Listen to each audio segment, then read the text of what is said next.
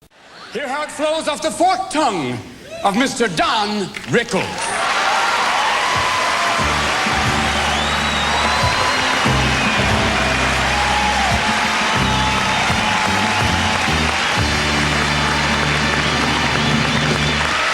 I've never met an ape. Anyway, I've never met an ape.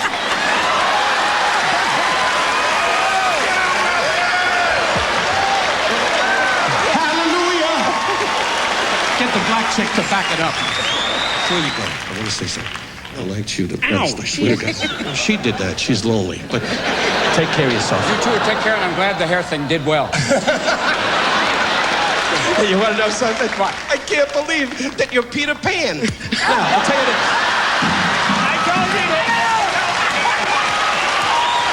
I was on that stage when you socked Robin Williams that hard. Billy told us to duck, but Robin didn't listen. Did you know you'd hit him that hard? I planned that. In fact, I wanted to drop him. But, you know, he wasn't in close range, you know, and he is, you know, he's got quite a bit of hair on him. Right, you know. right. So I wanted to give him a banana and a zoo. But I figured, and you were in the middle, and I didn't want to offend the blacks, because yes. You have enough trouble, and I don't want to see my house burn. Yeah. We'll be right back.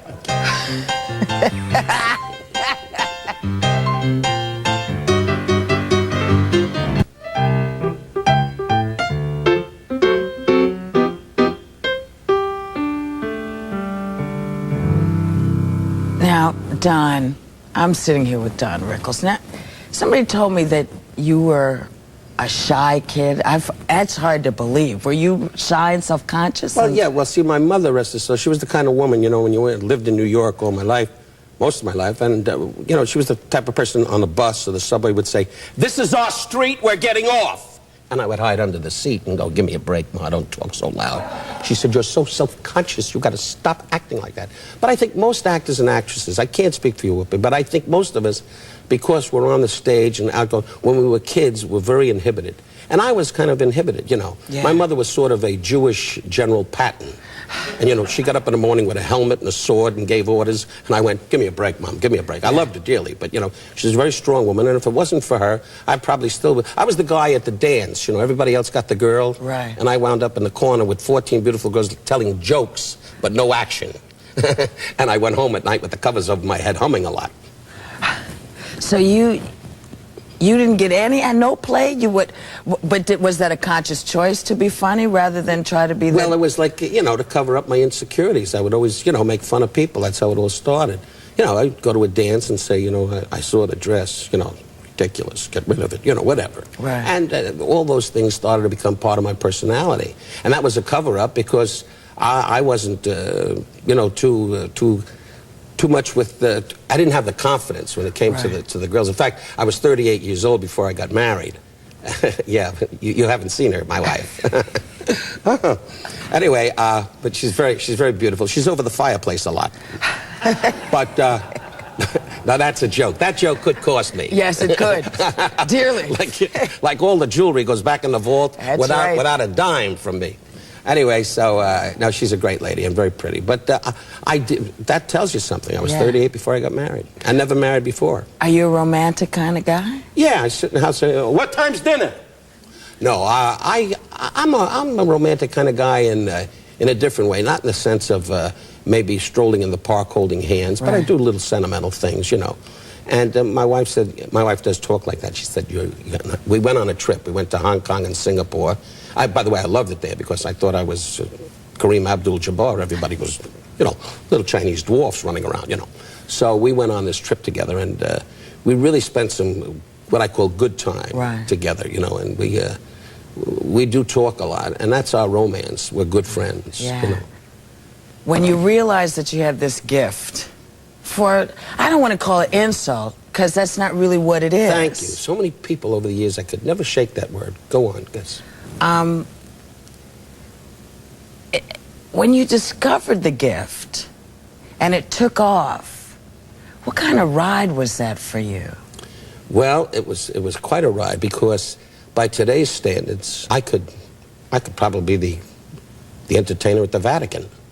I mean, from what you hear for some of these younger people. And I say, my answer to that is, what they say, what do you think of the younger people with what they say on the stage? And I say, hey, listen, if you last 30 years or more as I have, and I've been very fortunate, a lot of my colleagues are not there anymore. And I said, if you last that long, you're doing something right. So I always used to say, it's not an insult when I pick on people. It's a rib. It's making fun of yourself, the world, things around you, without being cruel. And I think I've been blessed with the fine line, how far you can go with somebody. You know, I mean, I look at your hair. It's ridiculous. But that doesn't mean I'm not being cruel. You know, you can tell by my face, you know, although your reaction has me a little upset. But that's not the point, you know. You got to snap out of it, Whoopi. You got to snap out of it. But it's the idea of how far you can go and what's in good taste. And I found myself that I always know the limit of, I can look at a person's eyes, 9 out of 10 will say, and know, hey, that's enough. You had enough with that. You're Spanish, right, my darling? Are you Spanish? Mexican? Let me see your papers. Anyway, now what is your heritage? Italian? What, that's better? I'll tell you this. I'll make you and your husband feel at home.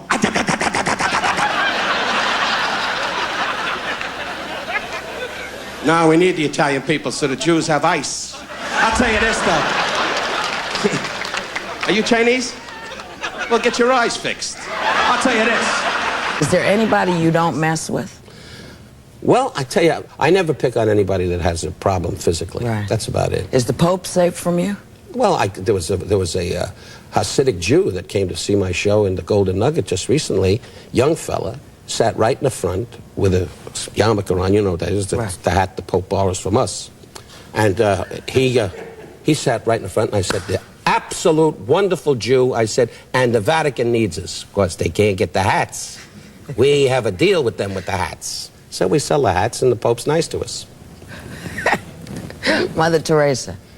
Could you mess with her? No, well, lovely woman. I don't think she'd come to my show. I don't think you'd see Mother Teresa in front of round of vodka. I don't think you'd see that. A round of Band-Aids and some physicians. Pass the gauze. Yeah, right. That was a good one. You got a good one. I got a good one. I got to mark that down. Thank you. Thank you. Whoopi jumps in with some humor as I'm talking to myself for 20 minutes. That's it. You get excited or have gotten excited about some of the people you've met in your life. I do too. I get, you know, because it's, because it's great. You're from Brooklyn, I'm from Manhattan. We're better, we know this. But when you think of, you missed that, well, that's okay. Because you're not that interesting. I know, baby. I know. This is a great show. Is this going to be on? Okay, good. Clark Gable? Oh, yeah, he was great. Clark Gable, I got him broads. He couldn't handle it. I took care of all the girls. But he was a charming man. You know, in those days, I have a story about that. When you think about Clark Gable and Gary Cooper, and go down the line of the Charlton Hestons, the Gregory Pecks, all those great actors, and even Frank, well, that's a separate story. But I must tell you that, like Clark Gable was the kind of guy you said in the film, they said, okay, Clark, my first picture was Run Silent, Run Deep. They said, okay, Clark, Rickles, you walk in and you say to him, he's a captain of a submarine, say the men are in trouble, whatever the lines were, and he'll answer you. And I'd say, sir, and I don't want to do impressions now, but I will. And he turned around and he said, I said, sir, the men are in trouble. Should we take the submarine down? He said, take the submarine down 1,000 feet, dive. Fire one, fire two. Then they'd go, cut, that's a print. Then I'd say, Clark, are you going to lunch? Why do we go to lunch? Let's all go to lunch, we'll have a good time. It was the same guy. Yeah. So the idea was, when you told them to act angry, they went, I'm angry. When you told them to act happy, they went, I'm happy. And you told them to act sad, gee, I'm sad. It was the same people. Yeah. Today, it's, 20 minutes, Dustin Hoffman in the corner, Robert Loggia, Charlie, Charlie, roll him, Charlie, And I say, hurry up, lunch. Lunch is coming up. In other words, what a lot of actors do today, they get themselves into a thing, which is fine. I mean, there's some great actors. I'm not saying that it's not so, but I just say, if you say, hey, act, if I'm supposed to be sad, I'll act sad. Yeah. Don Rickles, we'll be right back.